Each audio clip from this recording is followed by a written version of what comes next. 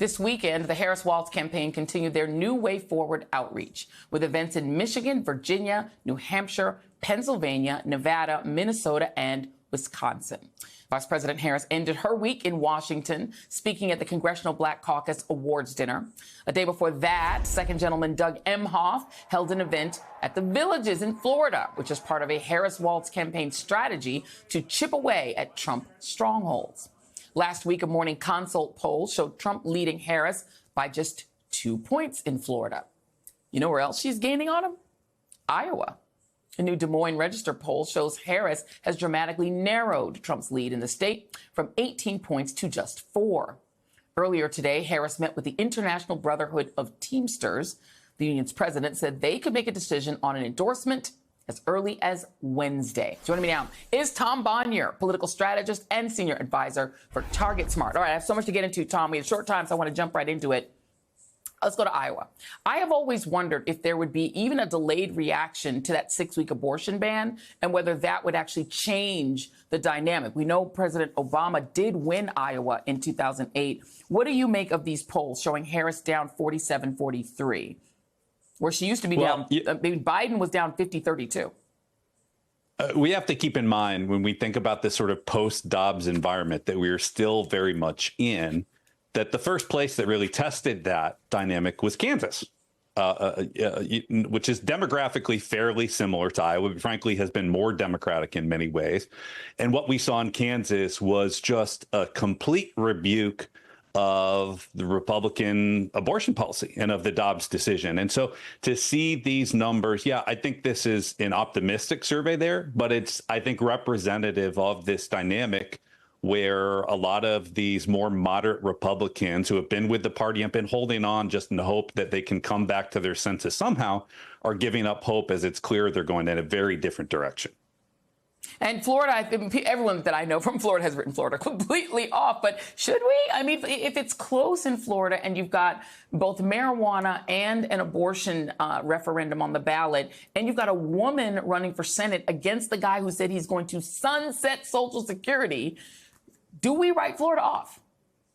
You can't write Florida off. And in the end, as you said, it's a state that Donald Trump absolutely has to win. Has to. And you look at the numbers there, again, as you said, you have abortion on the ballot. What we know in the limited history of abortion rights ballot initiatives since the Dobbs decision is they have a significant impact on turnout. Beyond Kansas that I mentioned, we think about Michigan last time around, Montana.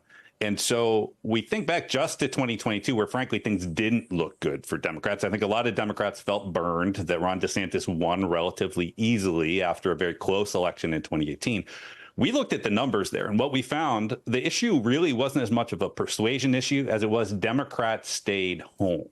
Now, Democrats have a lot of reasons to come out. Yeah, 1 million Democrats stayed home. People forget he didn't win by adding more people. They subtracted 1 million people from the voter rolls that didn't show up. Financial Times, this is actually a big deal. This is a Michigan Ross poll on the economy. Who do you trust more on the economy? Harris beating Trump, even by 2 points. It's margin of error, but whoa. Who do you trust more to lower costs? Harris, 1 point over Trump. Who do you trust? Who represents the middle class more? Harris, who is middle class, versus Trump. That should be what it is. But it is shocking. Democrats never win these kind of polls. Tom, what's happening? Well, and, you know, this is sort of a late breaker because, as you allude to, that Donald Trump had been leading, and Republicans generally lead in these economic indicators. And generally, you know, whoever is not in power is going to have a little bit of an advantage there. Even though we saw Vice President Harris surging in the polls after July 21st, those numbers weren't moving as quickly. What we've seen since the debate is more movement on those economic numbers in a very positive way. I think the debate had a huge bearing on that. You saw one candidate, Vice President Harris, who actually had an agenda and was talking about people like her and that she was there to run to represent the average voter. And Donald Trump, you know, we all saw what he did. He certainly wasn't there to represent the average American.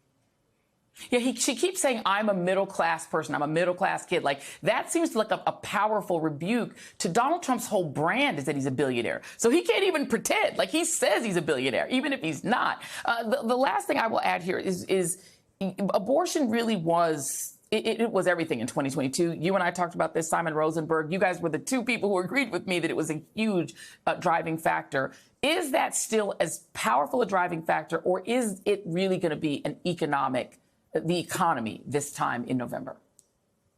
Everything we're seeing now suggests that it's all of the above at this point, that abortion rights and the Dobbs decision, that we're in that environment where we've seen Democrats overperform in special elections, in off-year elections, in the midterm elections, often by 6 or 7 points. Now, let's keep in mind, we've also seen Republicans underperforming. Donald Trump in the primary underperformed the polls. There's this weird narrative out there that Donald Trump, he's just someone who always overperforms the polls. Well, he didn't as recently as earlier this year.